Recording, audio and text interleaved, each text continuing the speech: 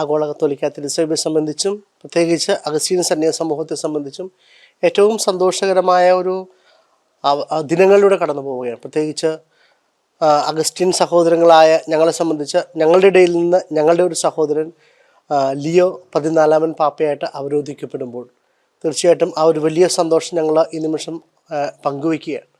അതിനേക്കാൾ ഉപരിയായിട്ട് വ്യക്തിപരമായിട്ട് എൻ്റെ ജീവിതത്തിൽ വളരെ ഒരു സന്തോഷം നൽകുന്നൊരു അനുഭവം എന്ന് പറയുന്നത് 2004 ഏപ്രിൽ 22 ഞങ്ങൾ Kaloor Kathrikadavu saint Francis saver ദേവാലയത്തിൽ വെച്ച് അഭിമന്യ ഡാനിയൽ ആചാര്യ പിതാവിൻ്റെ കയ്യൊപ്പ് ശുശ്രൂഷ വഴി ഞങ്ങൾ 6 പേര് ഈശോയുടെ പുരോഹിതന്മാരായിട്ട് അവരോധിക്കപ്പെടുകയും ആ ഒരു സുന്ദരമായ കർമ്മത്തിൽ പങ്കെടുക്കുവാനായിട്ട് അന്നത്തെ ഞങ്ങളുടെ പ്രയർ ജനറലായിരുന്ന ബഹുമാനപ്പെട്ട റോബർട്ട് ഫ്രാൻസിസ് പ്രോവോസ്റ്റ് ഉണ്ടായിരുന്നു.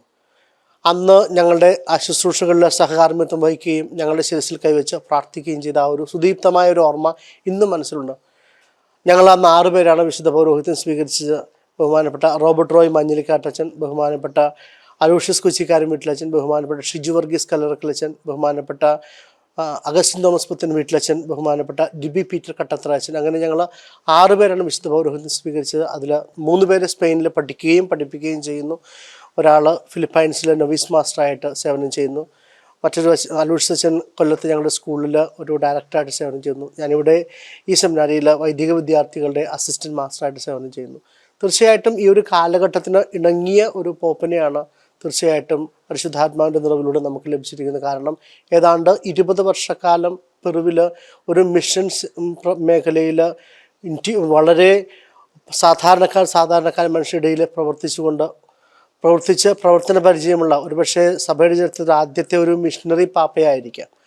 അതുകൊണ്ട് തന്നെ തീർച്ചയായിട്ടും ഈ ഒരു ആധുനിക കാലഘട്ടത്തിൽ സഭയെ നയിക്കുവാനായിട്ട് എല്ലാവരെയും ചേർത്ത് പിടിച്ചുകൊണ്ട് എല്ലാവർക്കും എല്ലാമായി മാറുവാനായിട്ട് തീർച്ചയായിട്ടും പരിശുദ്ധ പിതാവിന് സാധിക്കും. അത് ആ ഒരു ആശംസ. പിന്നെ ഞങ്ങളിവിടെ ആയിരിക്കുന്ന സമയത്ത് ഏറ്റവും ഹൃദയസ്പർശിയായ ഒരു അനുഭവം എന്ന് പറയുന്നത് ഈ പിതാവിൻ്റെ ജീവിതത്തിൽ പലപ്പോഴും ഞങ്ങളെല്ലാവരെയും വ്യക്തിപരമായിട്ട് കേൾക്കാനുള്ളൊരു മനസ്സുണ്ട്.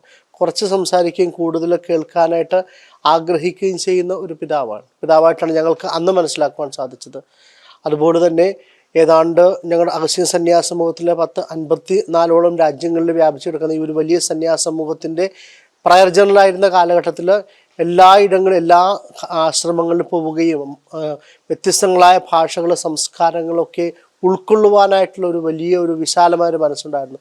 തീർച്ചയായിട്ടും ഈ ഒരു കാലഘട്ടത്തിൽ സഭയെ നയിക്കുവാനായിട്ട് തീർച്ചയായിട്ടും പരിശുദ്ധ എല്ലാ വെല്ലുവിളിയെയും അതിജീവിച്ചുകൊണ്ട് സഭയെ നയിക്കുവാനായിട്ടുള്ള ഒരു വലിയ ആത്മീയമായ ഉണർവ് പ്രചോദനം നൽകട്ടെ എന്ന് ഈ അവസരത്തിൽ ആശംസിക്കുകയും പ്രാർത്ഥിക്കുകയും ചെയ്യുന്നു.